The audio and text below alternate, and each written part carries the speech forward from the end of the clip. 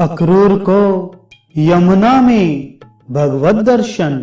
व्यास जी कहते हैं, यमुना के तट पर पहुंचकर अक्रूर ने श्री कृष्ण से कहा, आप दोनों भाई यहीं रथ पर बैठे रहें, तब तक मैं यमुना के जल में नैतिक स्नान और पूजन कर लेता हूं।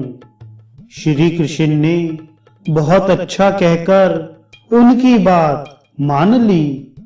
परम बुद्धिमान अक्रूर ने यमुना के जल में प्रवेश करके स्नान और आचमन किया।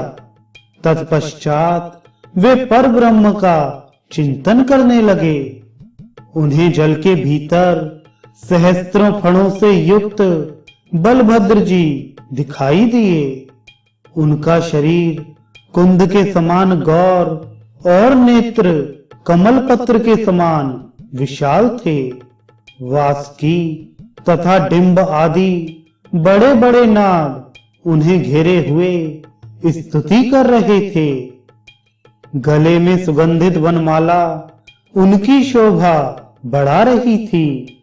वे दो नील वस्त्र और सुंदर कर्णभूषण धारण किए मनोहर गेंडुली मारे जल के भीतर विराजमान थे।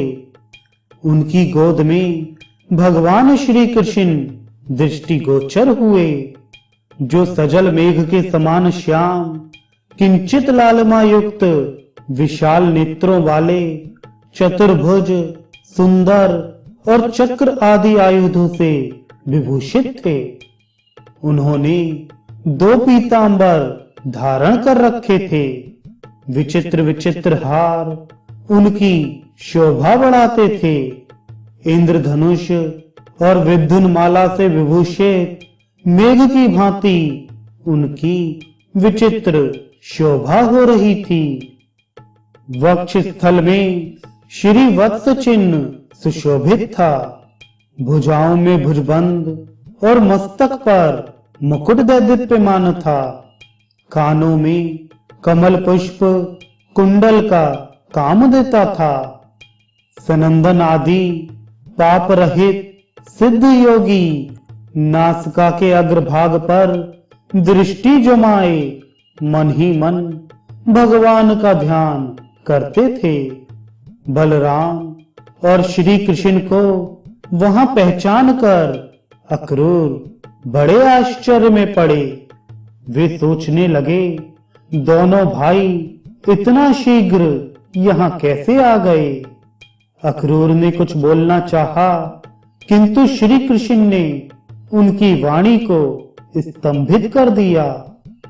तब वे जल से निकलकर रथ के पास आए, किंतु वहां बलराम और श्री कृष्ण पहले की ही भांति बैठे दिखाई दिए।